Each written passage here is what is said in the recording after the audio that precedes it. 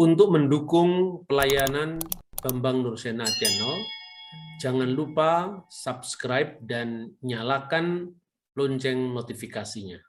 في البدء كان الكلمة والكلمة كان عند الله وكان الكلمة الله.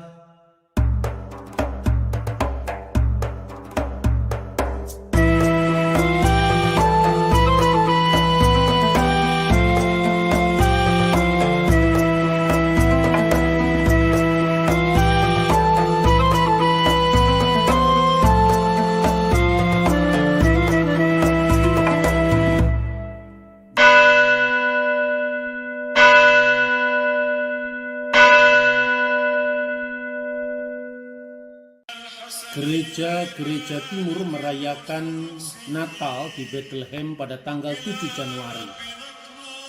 Tampak hadir perwakilan dari gereja Ortodoks Syria, gereja Ortodoks Koptik, gereja Ortodoks Yunani,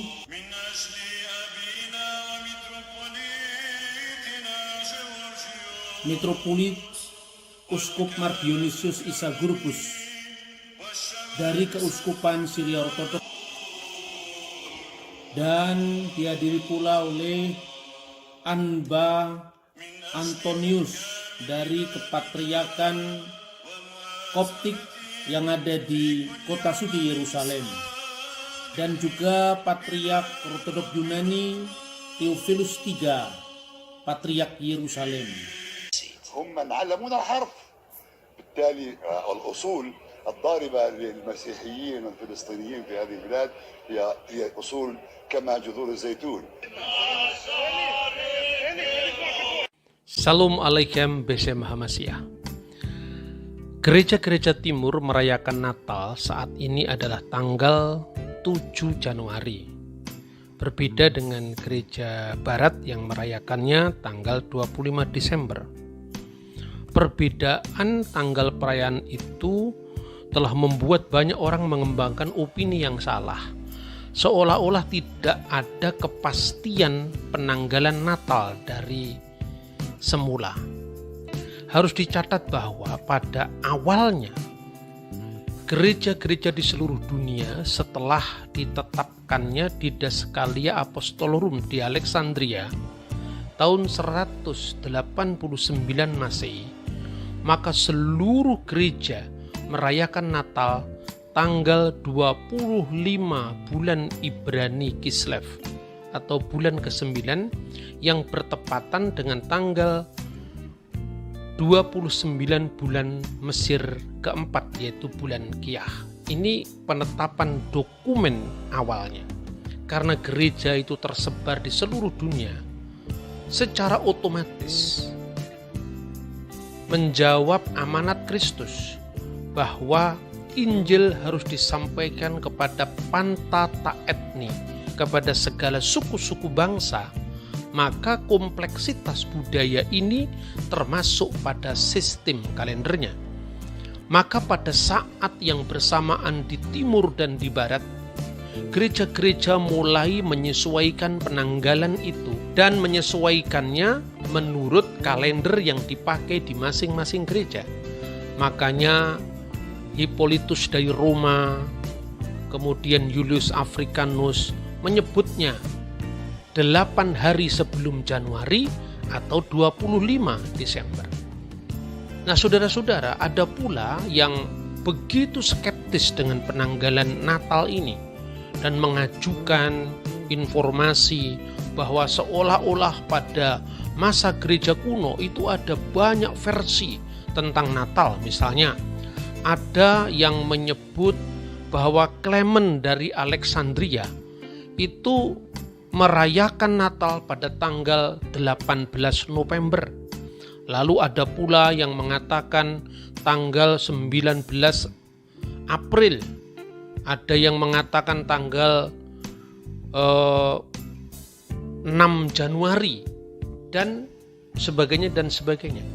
Tetapi yang mau kita pelajari sekarang bagaimana dokumen-dokumen primer itu langsung kita baca untuk mengkonfirmasikan berbagai macam pendapat yang beredar. Tapi sebelum masuk dalam pembahasan itu, saya ingin menyampaikan bagaimana hubungan Clement dari Alexandria dengan Patriark Demetrius, bagaimana hubungan Patriark Demetrius yang pada zamannya Natal itu dikanonkan dengan Julius Africanus dan sebagainya. Selama ini kita hanya membaca sumber-sumber sejarah yang sekunder, bahkan tersier, katanya dari katanya, kutipan dari kutipan, bukan pada kutipan langsung pada sumber primernya. Maka kita perlu melihat dari data primernya.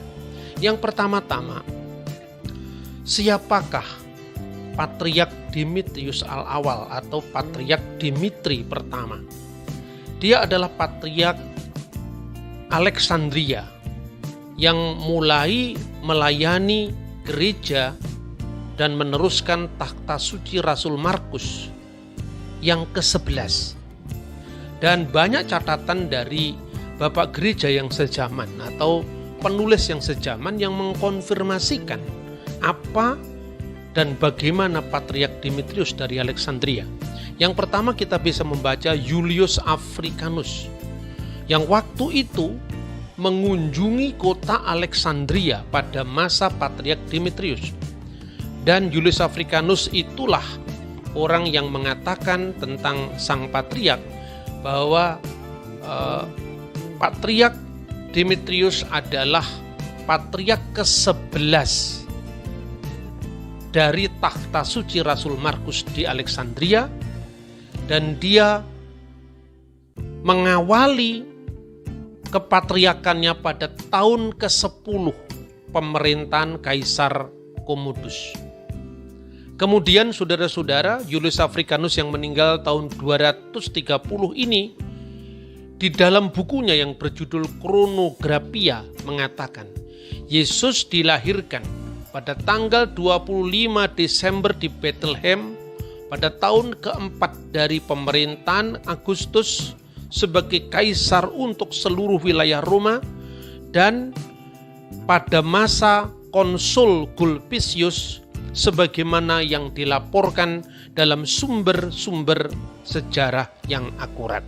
Kemudian saudara-saudara, ada informasi lain dari Santo Hieronymus atau Hierom. Beliau adalah seorang penerjemah dari Alkitab bahasa Latin yang dikenal dengan Biblia Sacra Vulgata dan tinggal lebih dari 25 tahun di kota Bethlehem. Dia mengatakan bahwa Demetrius I mengutus Panthenus ke India dan Clement ditunjuk sebagai pengganti memimpin sekolah teologi di Alexandria hingga tahun 203. Jadi lewat informasi ini kenapa penting? Karena kita akan melihat hubungan tokoh-tokoh yang sering dikutip lepas dari konteks itu. Lalu setelah dia menceritakan bagaimana Clement dari Alexandria itu ditunjuk oleh Patriark Demetrius sebagai pemimpin dari sekolah teologi di Alexandria atau School of Alexandria, maka pada umur 16 tahun seorang sarjana yang sangat brilian otaknya namanya Origen menggantikannya.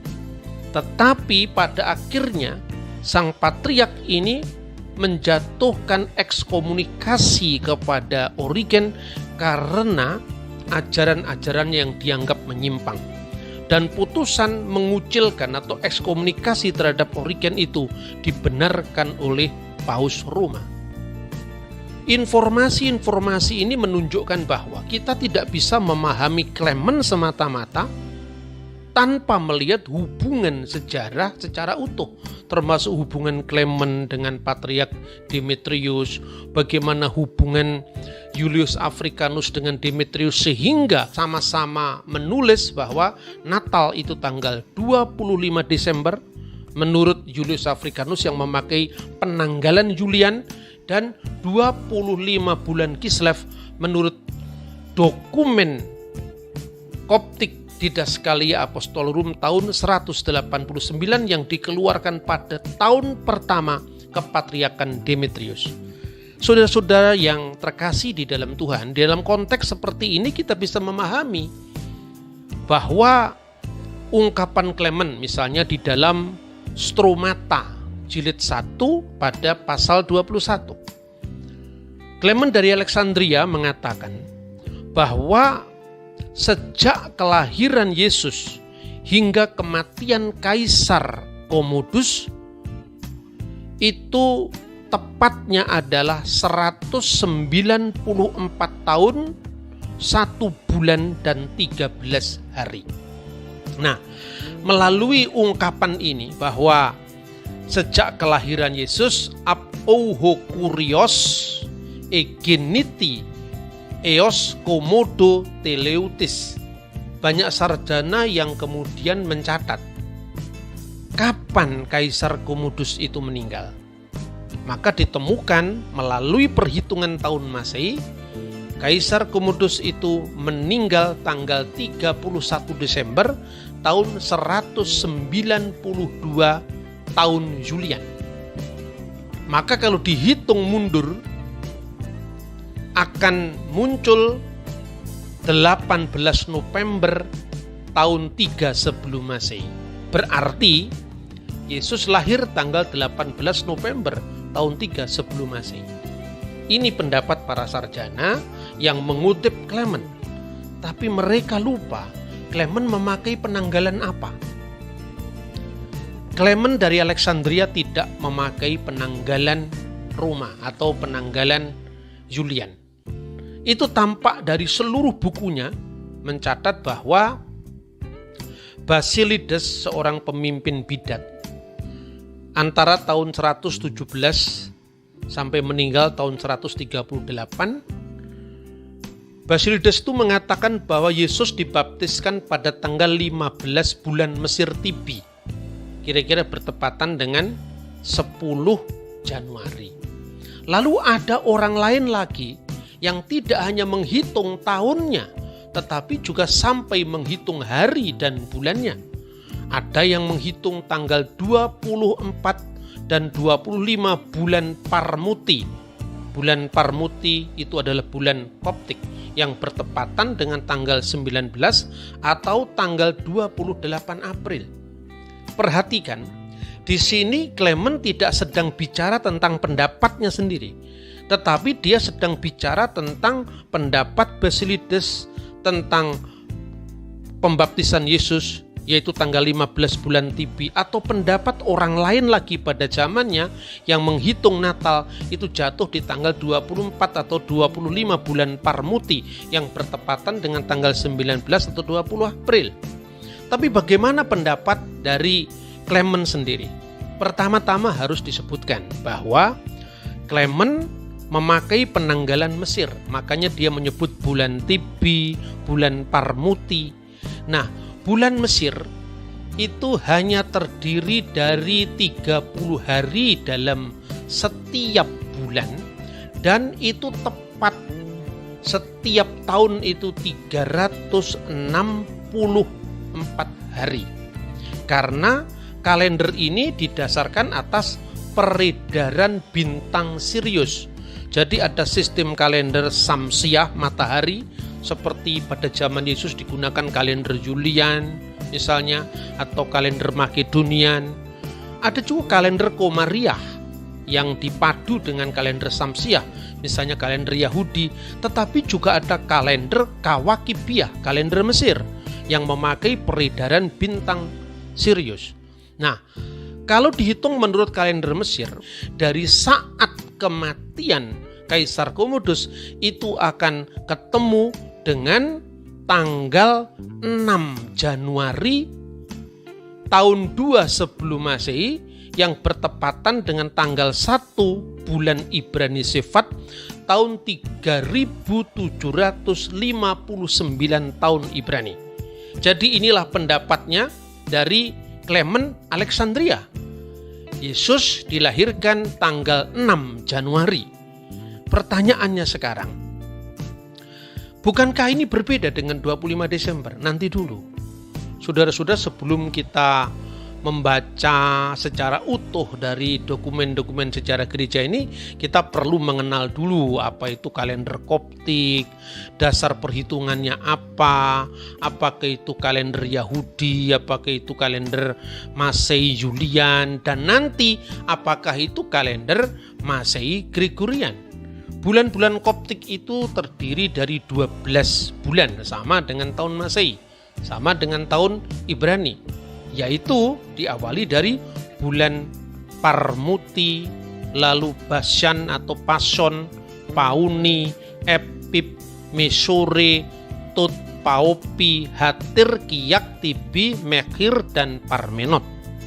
Itu sejajar. Parmuti itu Nisan, Pasan itu Iyar di bulan Ibrani, Pauni itu Sivan, Epip itu Tammuz, Mesore itu bulan Ab, Tut itu bulan Elul, Paupi itu identik dengan Tisri, Hatir itu identik dengan bulan Markeswan, Kiyah itu identik bulan Kislev, Tibi identik dengan bulan Tebet, Mekhir identik dengan bulan Sefat, dan Parmenot itu identik dengan bulan Adar.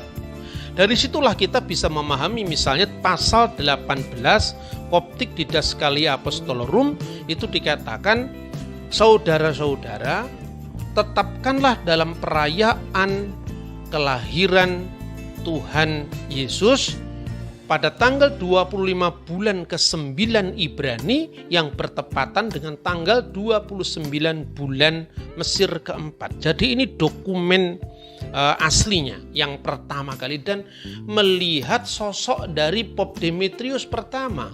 Memang ini pastilah seorang yang paling memiliki andil besar di dalam penetapan kalender-kalender gerejawi. Karena apa? Saudara bisa melihat dokumen-dokumen pada konsili-konsili gereja. Pada tahun 325 ini Patriark Demetrius sudah meninggal. Tetapi melalui seorang yang bernama Nikolas dari Mira, beliau menetapkan bahwa perayaan Paskah itu harus diperingati pada hari Minggu, terlepas dari sesuai atau tidaknya dengan bulan purnama. Karena Paskah Kristen bukan lagi Paskah Yahudi yang didasarkan atas keluaran dari tanah Mesir, tapi Paskah Kristen adalah Paskah kebangkitan Yesus yang terjadi hari pertama minggu itu. Dan sebelum tahun 325, memang perayaan Paskah itu masih menjadi masalah. Seorang bapak gereja yang bernama Polikarpus dari Smyrna pernah dipanggil Paus Roma untuk menyelesaikan konflik tentang jatuhnya Paskah. Dan ada seorang Paus Roma yang bernama Telesporus, ya. Tahun 126 beliau sudah merayakan misa malam Natal 24 Desember. Banyak orang mengatakan kita jangan percaya dengan Liber Pontificalis karena itu diterbitkan pada abad ke-15. Nah, ungkapan-ungkapan seperti ini tampak kalau dia tidak mengerti kait-mengait antara sejarah gereja. Yang satu dengan yang lain itu saling mendukung. Jadi sekalipun Liber Pontificalis itu diterbitkan pada abad ke-15, tetapi daftar para pemimpin gereja itu tercatat di dalam banyak dokumen yang tersebar di mana-mana. Misalnya, ya, apa yang dikatakan oleh Telesporus ini dibenarkan oleh misalnya catatan dari Irenaeus, dan Irenaeus itu muridnya Polikarpus, Polikarpus muridnya Yohanes. Dalam bukunya Irenaeus dari Lyon itu menulis kepada Paus Victor, ya, Paus Roma, yang menjelaskan bahwa Telesporus selalu merayakan Paskah pada hari Minggu, tetapi dia tidak meninggalkan persekutuan gereja karena banyak uskup-uskup lain yang tidak setuju dengan keputusan itu.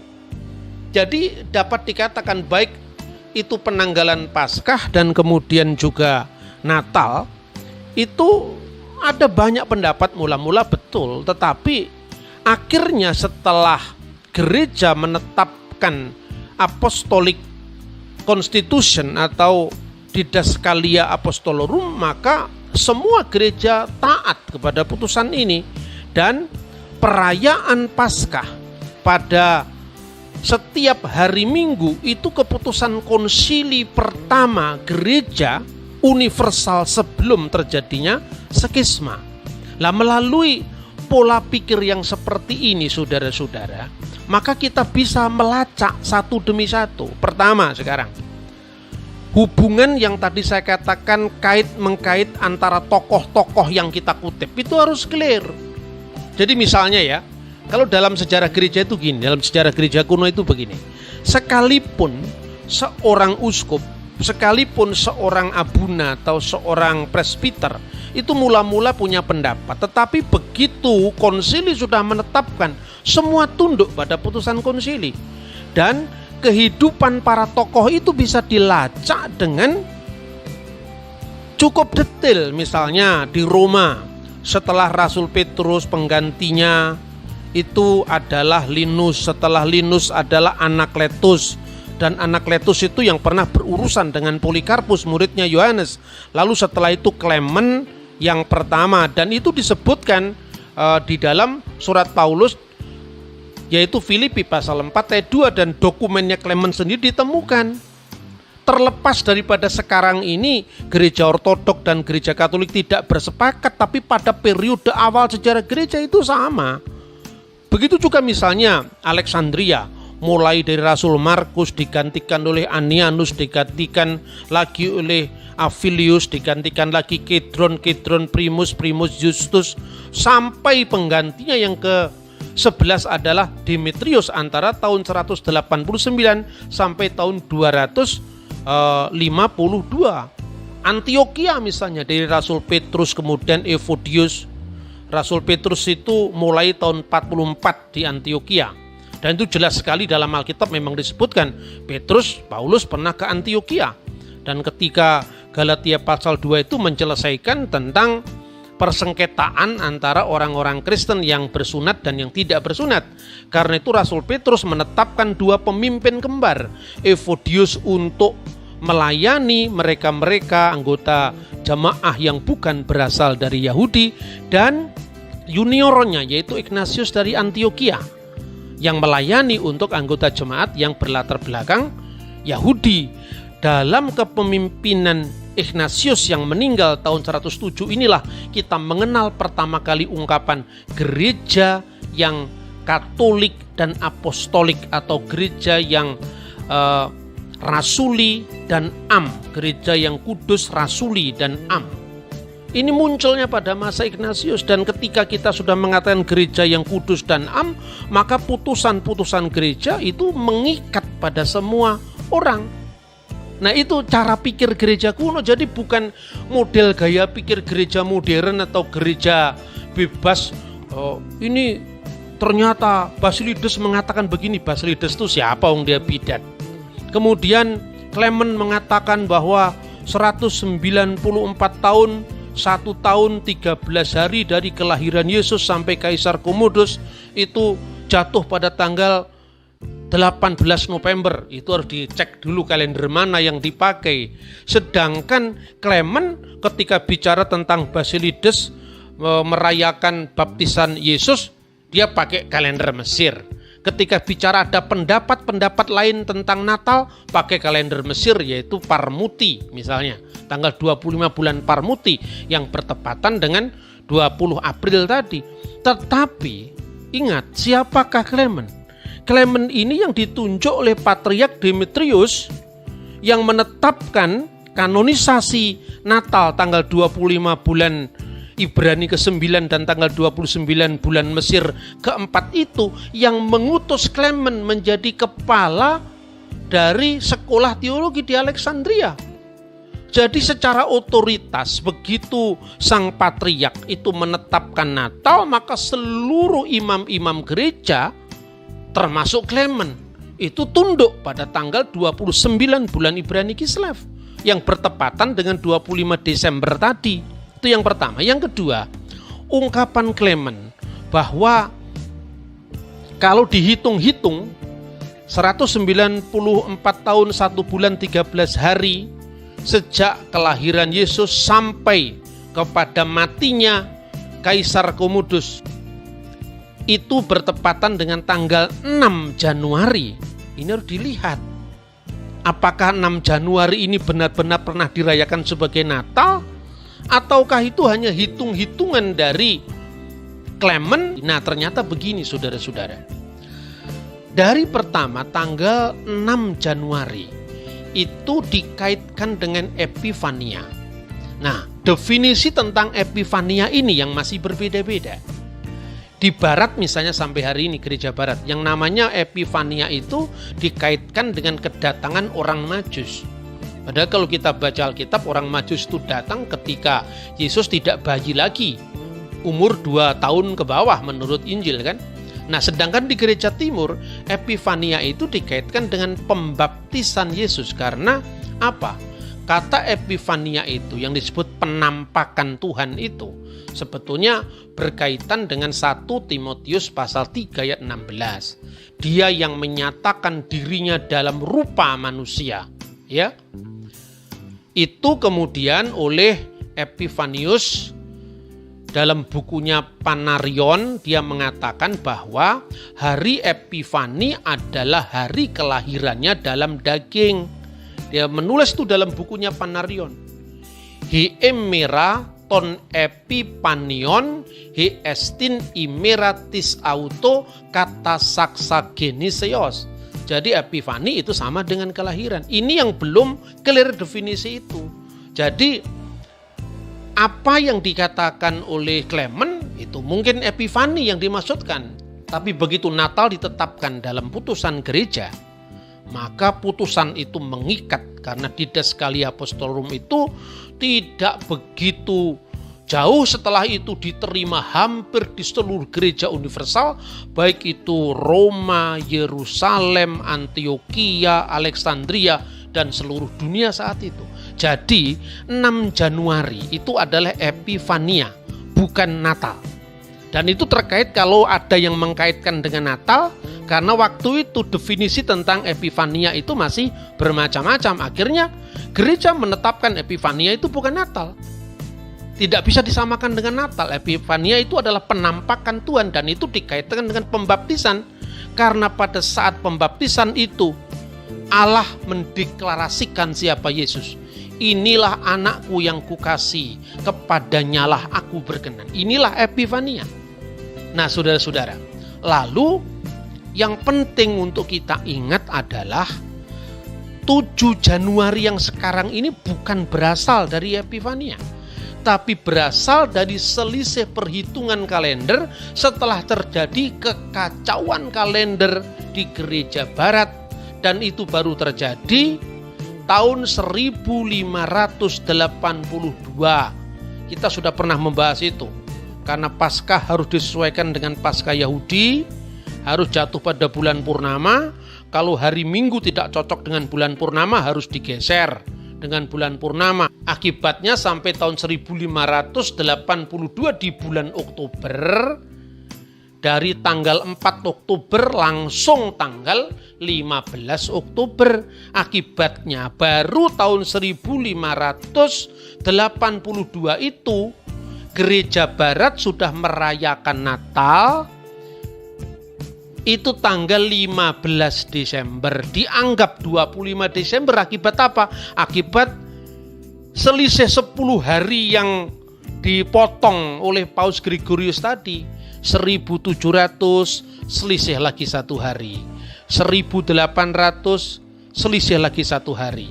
1900 selisih 1 hari lagi. Akibatnya di zaman kita selisihnya menjadi 13 hari. Nanti bisa geser bukan lagi 7 Januari. Karena sebelum tanggal 7 Januari kita merayakan Natal 6 Januari. Sekarang 7 Januari. Nanti akan bergeser lagi 8 Januari karena apa? Karena yang menjadi pedoman adalah kalender yang salah tadi. Kalender Gregorian tadi. Nah, inilah sebabnya bukan mengaburkan antara Epifania dengan Natal 25 Desember, tidak. Jadi 7 Januari sekarang ini itu sama dengan 25 Desember kalender Julian. Jadi perbedaannya bukan pada awal penetapan kalender Natal, tetapi perbedaannya baru terjadi setelah bulan Desember tahun 1582 ketika waktu itu Paus Gregorius memotong bulan Oktober 10 hari dari tanggal 4 langsung tanggal 15. Semoga silang saling pendapat tentang Natal itu segera usai dengan saya beberkan sumber-sumber kuno ini. Dan silakan yang memperingati Natal menurut kalender Barat 25 Desember, silakan yang memperingati Natal tanggal 7 Januari yang tidak lain ada 25 Desember tahun Julian, ya silakan, tidak apa-apa. Gereja toh saling memahami, tetapi jangan menyebarkan cerita-cerita bohong atau opini-opini yang tidak terbukti tentang dewa matahari yang tak terkalahkan. Itu semua salah itu. Karena itu tetap rayakan Natal, selamat hari Natal dan tahun baru. Tuhan memberkati kita. Shalom alaikum Bishem Hamashiach.